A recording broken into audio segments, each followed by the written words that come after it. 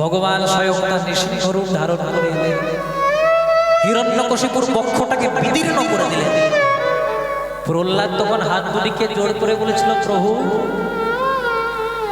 তোমার ভয়াল রূপ দেখতে চাই না, তোমার দয়াল রূপ দেখতে চাই।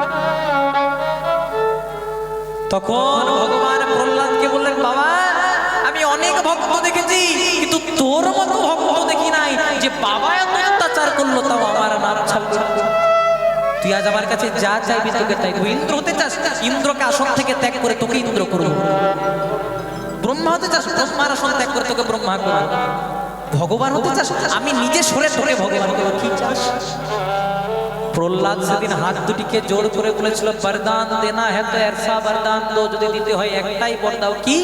আমি যে তোমার কাছে কিছু চাইবো এই বাসনাটাই যেন আমার কোনোদিনও না আসে। তাই গৌর হরি।